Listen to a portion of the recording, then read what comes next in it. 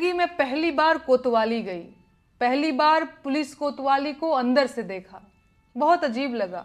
मैं घूमने नहीं गई थी, मुझे तो पुलिस ने नोटिस भेजकर बुलाया था। क्या आप जानते हैं मुझे क्यों बुलाया गया था? मैंने कोई चोरी नहीं की थी, किसी को गाली नहीं दी थी, मैंने इलेक्टोरल बॉन्ड भी नहीं खरीदा था और नहीं बीफ कंपनियों से चंदा लिया था, मैंने तो वोट भी नहीं चुराया था। लेकिन फिर भी मेरे खिलाफ एफआईआर दर्ज की गई और पूछताछ के लिए मुझे नोटिस भेजा गया। जानते हैं मेरा अपराध क्या था? मेरा अपराध ये था कि मैंने इस देश के प्रधानमंत्री से 4 सवाल पूछ लिए थे।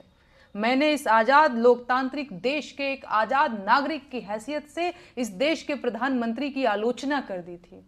बस ये बात सरकार से बर्दाश्त नहीं हुई, होती भी कैसे?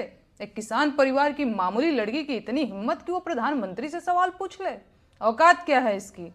तो बस भाई, मुझे मेरी औकात याद दिलाने के लिए नोटिस भेजकर थाने बुला लिया गया और मैं गई भी। क्या करती?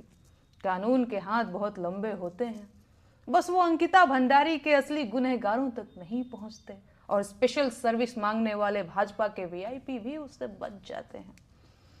कानून के ये लंबे हाथ इंदौर में गंदे पानी से हुई मौतों के जिम्मेदारों तक भी नहीं पहुंचते। पेपर लीक कराने वाले, टूटी सड़कें बनाने वाले, अल्पसंख्यकों के खिलाफ नफरत भड़काने वाले, नकली दवाओं का कारोबार करने वाले, खाने की मिलावटी चीजें बनाकर देश भर में कैंसर फैलाने वाले, रेल दुर्घटनाओं के जिम्मेदार, टूटते पुलों के ठेकेदार, जंगल उजाड़ने वाले, पहाड़ काटने वाले और हवा को जहर बनाने वाले नेता, अधिकारी और कारोबारी कानून के हाथों से बच जाते हैं। लेकिन नेहा सिंह राठौर कानून के मजबूत और लंबे हाथों से नहीं बच सकती, क्योंकि वो प्रधानमंत्री से उनकी जिम्मेदारी पर सवाल पूछ लेती है। नेहा राठौर को बचना भी नहीं चाहिए, उसे ऐसी सजा दी जानी चाहिए कि देश और जमाना देखे। उसे उसके मुंह में जबान होने की भरपूर सजा मिलनी चाहिए। जिन बेटियों की दुश्मन पूरी भाजपा है, नेहा पर उनके लिए आवाज उठाने की सजा भी मुकर्रर की जानी चाहिए।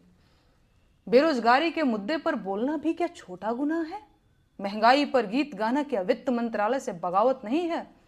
मजदूरों के हक की बात करना क्या लेबर डिपार्टमेंट के काम में हस्तक्षेप नहीं है? और फिर जब सरकार ने देश के कल्याण के लिए अलग अलग विभाग और मंत्री बना रखे हैं, तो मैं क्यों इन मंत्रालयों के मुद्दों पर बोल रही हूं? एक मुकदमा तो सरकारी काम में बाधा का भी बनता है। देश में जब महिला आयोग है तो महिला अधिकारों की बात करने वाली मैं कौन होती हूँ? कितनी अजीब बात है ना। जिस सरकार को देश की गरीबी, बेरोजगारी, महंगाई और भ्रष्टाचार से लड़ना था, वो सरकार मुझसे लड़ रही है।